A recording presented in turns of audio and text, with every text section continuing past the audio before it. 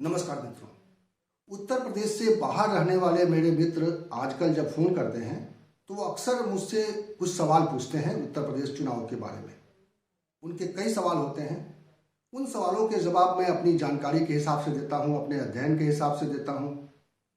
जो तस्वीरें आ रही हैं फील्ड से, नेताओं के रैलियों से, विजय यात्रा से, योगी जी के कार्यक्रमों से, प्रधानमंत्री के दौरों से, या ऐसे ही जो ज़मीन पर कार्यक्रम चल रहे हैं, उससे एक तस्वीर उत्तर प्रदेश की बन रही है।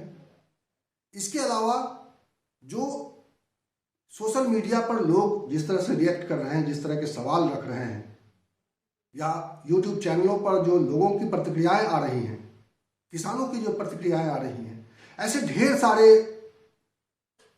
उपकरण हैं आपके पास, ऐसे ढेर सारे उपाय हैं जिनसे आप सबका आकलन मिलाकर आप एक तस्वीर बनाते हैं कि उत्तर प्रदेश में क्या होने वाला है।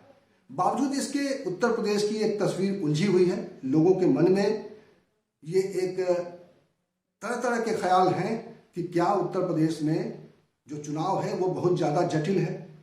राजनीतिक दलों के जो समीकरण बन के आ रहे हैं, क्या वो कोई ऐसी मुकम्मल तस्वीर पेश कर रहे हैं, कोई लड़ाई की दिशा बता रहे हैं, या कोई ऐसी तस्वीर जो उभर रही है उत्तर प्रदेश में उसकी कोई तस्वीर पेश कर रहे हैं।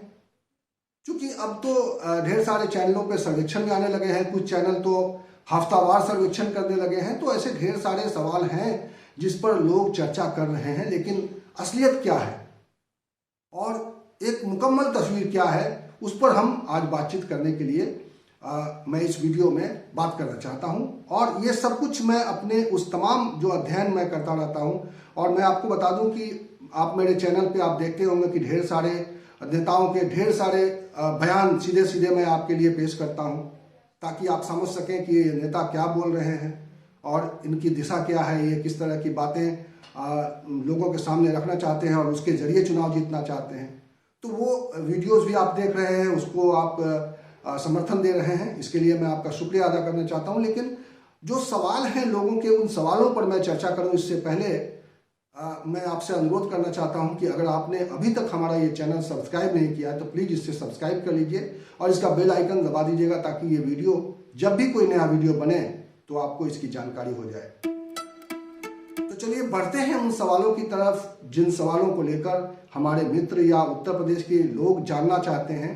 वो सवाल क्या है और जो सवाल पूछे जा रहे हैं उन सारे सवालों का एक वीडियो में उनको जवाब दे पाना तो संभव नहीं है, लेकिन मैं कोशिश करूंगा कि एक धारावाहिक के रूप में आपको मैं बता सकूं कि किसकी क्या स्थिति है। लेकिन मैं आपको इस वक्त वो सवाल जरूर बता देता हूं जो सवाल मुझसे अक्सर पूछे जाते हैं। और इस कड़ी में जो सबसे बड़ा सवाल लोगों का होता है वो ये कि क्या अखिलेश सचमुच सत्ता में वापसी कर सकते हैं। इसके अलावा योगी क्या बीजेपी की नैया पार लगा पाएंगे। प्रियंका क्या कांग्रेस को मझधार से निकाल पाएंगी। मायावती इस बार क्या कोई करिश्मा दिखा पाएंगी। क्या ब्राह्मणों के संग से उनका हाथी चलता जाएगा, ऐसी स्थिति है। और क्या असदुद्दीन ओवैसी यूपी में इस बार अपना खाता खोल लेंगे। तो ये सारे सवाल हैं जिनके जवाब उत्तर प्रदेश की जनता भी तलाश रही है और उत्तर प्रदेश के बाहर के लोग भी इन सवालों का जवाब तलाश रहे हैं, क्योंकि उत्तर प्रदेश का ये चुनाव पूरे देश में एक दिलचस्पी पैदा कर रहा है। क्योंकि ये तो कहा ही जाता है कि उत्तर प्रदेश से ही दिल्ली का रास्ता तय होता है, और 2022 के बाद 2024 में जो चुनाव होने वाले हैं दिल्ली में, यानी तीसरी बार जब नरेंद्र मोदी को फिर से सत्ता में वापसी के लिए संघर्ष करना पड़ेगा, तो वो मैदान कैसा होगा। क्या उत्तर प्रदेश से उनको समर्थन मिलेगा। क्या उत्तर प्रदेश में जो तस्वीर 2022 में बनेगी वो भारतीय जनता पार्टी के लिए, नरेंद्र मोदी के लिए कैसी होगी, उनके पक्ष में होगी या उनके खिलाफ में होगी। इस सवाल को लेकर पूरे देश में लोग आज सवाल एक दूसरे से पूछ रहे हैं। तो चलिए हम इन सवालों पर बारी बारी से चर्चा करते हैं। और आज हम लेते हैं इस कड़ी का सबसे बड़ा सवाल कि क्या अखिलेश यादव सत्ता में वापसी कर सकते हैं। ये सवाल अखिलेश क्या सत्ता में वापसी कर सकते हैं, ये इसलिए पूछा जा रहा है क्योंकि जो तस्वीरें उभर रही हैं, जो अखिलेश यादव की विकास यात्रा के बाद जिस तरीके से सड़कों पर और अखिलेश यादव की सभाओं में जो भीड़ उमड़ रही है, उससे एक आकलन पेश हो रहा है। ये आकलन एक पेश करने की कोशिश भी हो रही है कि अखिलेश यादव के इर्द गिर्द में एक ऐसे लोगों की उम्मीद उनसे जुड़ गई है जो योगी आदित्यनाथ को, भारतीय जनता पार्टी को सत्ता से बेदखल करना चाहते हैं।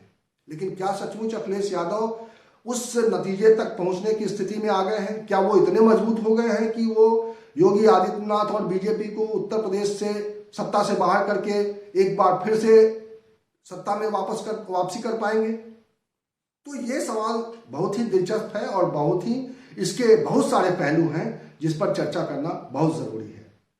सबसे पहली बात कि अखिलेश यादव की ये स्थिति क्यों बनी कि आज ये सवाल पूछा जा रहा है। दरअसल अखिलेश यादव ने पिछले कुछ समय से, आप कहें कि जब से 2019 के चुनाव के बाद से मायावती ने उनके साथ गठबंधन तोड़ा है, तब से अखिलेश यादव को और समाजवादी पार्टी को लगने लगा था कि उनकी नैया तभी पार हो पाएगी जब वो अपने MY समीकरण से बाहर निकलेंगे। MY समीकरण का मतलब जो अब तक रहा है समाजवादी पार्टी के साथ एक टैग रहा है, मुस्लिम और यादव। ये तो तय है कि 2019 के चुनाव के बाद से लगभग तय हो गया था कि अखिलेश यादव केवल MY समीकरण उनका बेड़ा पार नहीं लगा सकती है, और ये बात शायद अखिलेश यादव को अच्छी तरह समझ में आ गया था। और इसीलिए अब MY का एक नया फार्मूला समाजवादी पार्टी ने ढूंढ लिया है, और MY को अब वो ऐसे डिफाइन करते हैं, M फॉर महिला और M for Y for youth. तो अब MY समीकरण जो कभी मुस्लिम यादव समीकरण के लिए हुआ करता था, वो महिला और यूथ के लिए अखिलेश यादव का वो समीकरण बन गया है। पहली बात तो ये है कि अखिलेश यादव अब गलती से भी अपने मंचों से कोई ऐसी बात नहीं करने की कोशिश करते हैं जिससे ये मैसेज जाए कि वो सिर्फ और सिर्फ मुस्लिमों को संबोधित कर रहे हैं और प्रदेश के मुस्लिमों के वोट को अपनी ओर समझ रहे हैं। ये सच्चाई है कि अखिलेश यादव पिछले काफी समय से, और कहिए कि 2019 के चुनाव के दरमियान भी, वो हनुमान मंदिरों के दर्शन करने लगे थे। अभी जो उनकी यात्राएं चल रही हैं, इसमें ऐसी कोई तस्वीर सामने नहीं आई है कि वो रास्ते में पड़ने वाले मंदिरों में जा रहे हैं, लेकिन एक निश्चित रूप से उनके पूरे आचरण में, उनके पूरे प्रचार तंत्र में ये दिखाई दे रहा है कि वो ऐसी कोई भी कोशिश करते हुए नहीं दिखाई दे रहे हैं जिससे ये मैसेज जाए कि वो मुस्लिमों को टारगेट करते हुए कोई बात कर रहे हैं।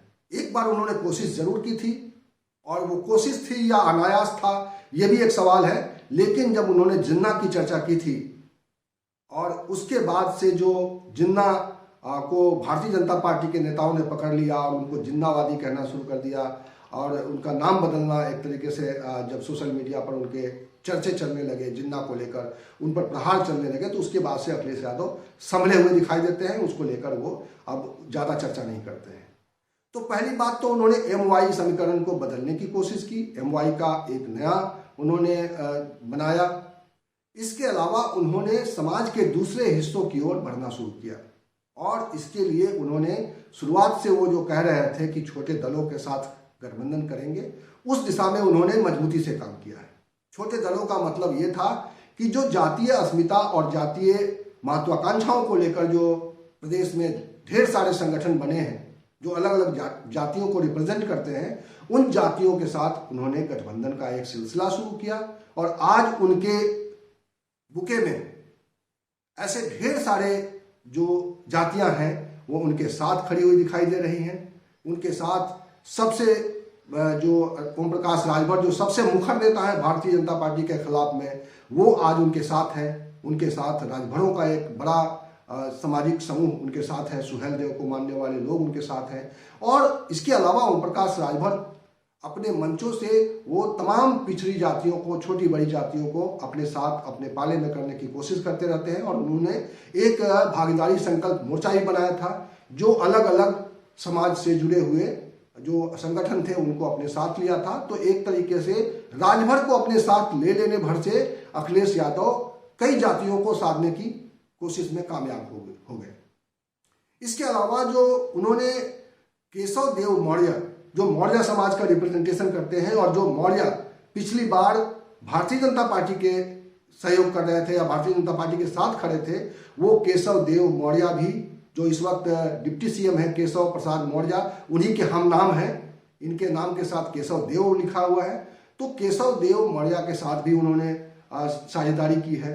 इसके अलावा संजय चौहान जनवादी पार्टी के नेता, तो अलग अलग छोटी छोटी जातियों में उन्होंने अपना आधार बनाने के लिए इस तरह से उन्होंने अपना एक नया बुके तैयार कर लिया है। पश्चिम में जाएं तो पश्चिम में भी वो उन्होंने अब राष्ट्रीय लोकदल के साथ उनका गठबंधन लगभग फाइनल हो चुका है। सीटों के तालमेल को लेकर, सीटें कितने होंगी इसको लेकर जरूर अभी कोई निर्णायक स्थिति पर नहीं पहुंचे हैं, लेकिन उनके साथ गठबंधन होगा, ये एक औपचारिक तौर पर दोनों ने एक सहमति दिखाई दे रही है। और उम्मीद है कि पश्चिम में ये उनका जो है राष्ट्रीय लोकदल के साथ अखिलेश यादव का गठबंधन जो है उनको काफ़ी मदद करेगा। और इस तरह से एक पूरब से पश्चिम तक देखा जाए तो अखिलेश यादव के कुनबे में अब एक ऐसे जातीय समुदाय का एक बड़ा वो बन गया है, एक ऐसा कुनबा बन गया है जो आने वाले चुनाव में उनको ताकत दे रहा है। और इसीलिए आपको दिखाई दे रहा है कि विकास यात्राओं में जितने भी यात्राएं हुई हैं, जितने दौर की भी हुई हैं, अब तक वो 4-5 दौर उनका पूरा हो चुका है। अभी वो बुंदेलखंड में थे और ऐतिहासिक उन्होंने यात्राएं उनकी रही हैं, क्योंकि उन यात्राओं में जो लोगों की भीड़ उमड़ रही है, जो नौजवानों की, जो किसानों की, और जो उत्साह दिखाई दे रहा है, वो सब कुछ सत्ता से बाहर रहते हुए ये सब इतना दिख रहा है। और ये वैसा ही दिख रहा है जैसा, बल्कि कई बार कुछ विश्लेषक कह रहे हैं, और मैंने खुद 2012 के उनके चुनावी अभियान को कवर किया था। मैंने उनके साथ समाजवादी क्रांति रथ यात्रा उस समय कहा जाता था, जिस रथ पे सवार होकर अखिलेश यादव पूरे प्रदेश में घूम रहे थे, मायावती के खिलाफ प्रचार कर रहे थे। तो अगर देखा जाए तो उससे ज़्यादा 2012 से ज़्यादा इस वक्त उनके समर्थन में एक भीड़, उत्साह और एक उम्मीद दिखाई दे रही है। और इसीलिए आज चर्चा हो रही है कि अखिलेश यादव सत्ता के करीब पहुंचते हुए दिखाई दे रहे हैं, या मुख्यमंत्री योगी आदित्यनाथ को सीधे चैलेंज करते हुए दिखाई दे रहे हैं। और ये तो तय है कि उत्तर प्रदेश में जातीय समीकरण बहुत मायने रखता है, और शायद जातीय समीकरण को अपने पक्ष में करने की वजह से ही अखिलेश यादव आज ताकतवर दिखाई दे रहे हैं। लेकिन अब जरा हम आकलन कर लेते हैं कि क्या अखिलेश यादव इन जातीय संतुलन को साधने के बाद, और जो उन्होंने अपना एक अप्रोच बदल दिया है MY को लेकर, उस अप्रोच के बदल जाने के बाद उनके लिए सब कुछ, सारे कील कांटे खत्म हो गए हैं, ऐसा कहना इस वक्त बिल्कुल ठीक नहीं होगा, क्योंकि अभी ढेर सारी दिक्कतें हैं। सबसे बड़ी दिक्कत है कि योगी आदित्यनाथ की सरकार के 5 साल काम करने के बावजूद लोगों के मन में एक, जो खास तौर पे भारतीय जनता पार्टी के समर्थक हैं, उनमें एक उम्मीद जरूर है और एक कोशिश उनकी जरूर दिखाई दे रही है कि योगी आदित्यनाथ की सरकार को या भारतीय जनता पार्टी की सरकार को सत्ता में वापस लाना है।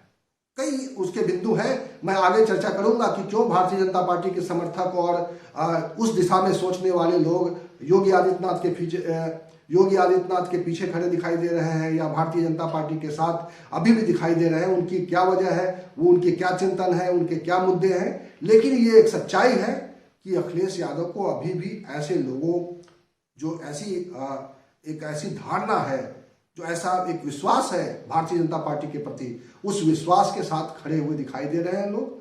और उस विश्वास के साथ खड़े होने की वजह से अखिलेश यादव अभी उनके साथ, उनके खिलाफ आर पार की लड़ाई में इसलिए नहीं आ पा रहे हैं क्योंकि अखिलेश यादव को अभी न केवल भारतीय जनता पार्टी की इस मानसिकता या भारतीय जनता पार्टी के समर्थकों के इस चिंतन से लड़ना पड़ रहा है, बल्कि विपक्ष से भी लड़ना पड़ रहा है। कांग्रेस की नेता प्रियंका गांधी भी उन पर लगातार हमलावर हैं, उन पे सवाल खड़े कर रही हैं, उनके विपक्ष के नेता होने पर सवाल खड़े कर रही हैं। मायावती उनको लेकर अविश्वसनीय बयान दे रही हैं, उनके इमेज को एक तरह से नुकसान पहुंचाने की कोशिश कर रही हैं। तो ये जो तस्वीर है कि अखिलेश यादव एक तरफ भारतीय जनता पार्टी से लड़ते हुए दिखाई दे रहे हैं, तो दूसरी तरफ विपक्ष में भी उनके खास तौर पे 2 बड़े दुश्मन, सीधे तौर पर सियासी दुश्मन, और दोनों महिलाएं, प्रियंका गांधी और मायावती हैं। और प्रियंका गांधी तो उन्होंने कांग्रेस के मंच से महिलाओं के लिए एक ऐलान करके एक दुविधा जरूर पैदा की है। वो कितना उस बयान के बाद या उस उन्होंने जो मुद्दा अपनाया है 40% सीट देने का, वो मुद्दा कितना उनको फायदा करेगा, इस पर हम आगे बात करेंगे जब हम प्रियंका गांधी और कांग्रेस की राजनीति पर बात करेंगे। लेकिन ये जरूर है कि ये दुविधा जो है उनकी बनी हुई है। जो उनके साथ जो वोटर हैं वो अगर समग्र रूप से अखिलेश यादव के पक्ष में नहीं आता है या वो वोट बढ़ जाता है जो भाजपा विरोधी वोट है, तो अखिलेश यादव के लिए सत्ता तक पहुंचने का रास्ता मुश्किल हो सकता है। इसी तरह से जो मायावती का अपना वोटर वर्ग है उसमें भी अखिलेश यादव को सेंध लगाने की जरूरत है। हालांकि अखिलेश यादव ने उस दिशा में भी थोड़ी कामयाबी हासिल कर ली है।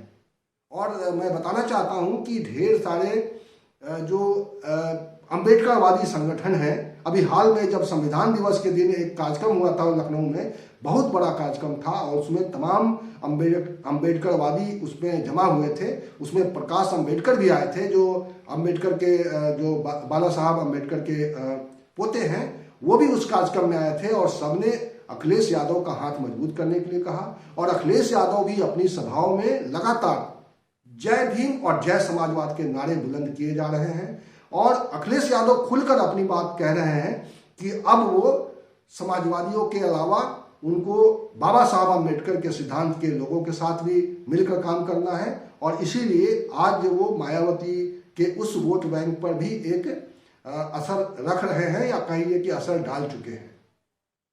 तो इस तरह से अखिलेश यादव ने एक तरह से अपने राजनीतिक दांव से अच्छी खासी घेराबंदी कर रखी है। और इसीलिए एक ये संदेश जरूर गया है उत्तर प्रदेश और उत्तर प्रदेश से बाहर कि अखिलेश यादव योगी आदित्यनाथ के सबसे बड़े चैलेंजर हैं और वो पासा पलट सकते हैं, वो बाजी पलट सकते हैं। इस वीडियो में इतना ही। इसी तरह की चर्चा के साथ और भारतीय जनता पार्टी के क्या मुद्दे हैं, भारतीय जनता पार्टी के पक्ष में वो कौन से मुद्दे हैं और भारतीय जनता पार्टी के खिलाफ में कौन से मुद्दे हैं, उस पर चर्चा करेंगे। आने वाले समय में हम प्रियंका गांधी की राजनीति उत्तर प्रदेश में कैसी चल रही है, कैसा उनका चुनाव अभियान चल रहा है, क्या उनको फायदा मिल सकता है, मायावती के साथ किस तरह की दिक्कतें हैं, मायावती का भविष्य क्या है, सियासी भविष्य क्या है उत्तर प्रदेश में, और असदुद्दीन ओवैसी का उत्तर प्रदेश में क्या होने वाला है, इन सब पर चर्चा करेंगे। लेकिन मैं आपसे आखिर में एक बार फिर गुजारिश करूंगा कि अगर आपने अभी तक हमारा ये चैनल सब्सक्राइब नहीं किया तो प्लीज इसे सब्सक्राइब कर लीजिए और इसका बेल आइकन जरूर दबा दीजिएगा ताकि जब भी कोई नया वीडियो बने तो इसकी जानकारी आपको आपके मोबाइल पर मिल जाए। बहुत बहुत शुक्रिया, आपने आखिर तक ये प्रोग्राम देखा। धन्यवाद।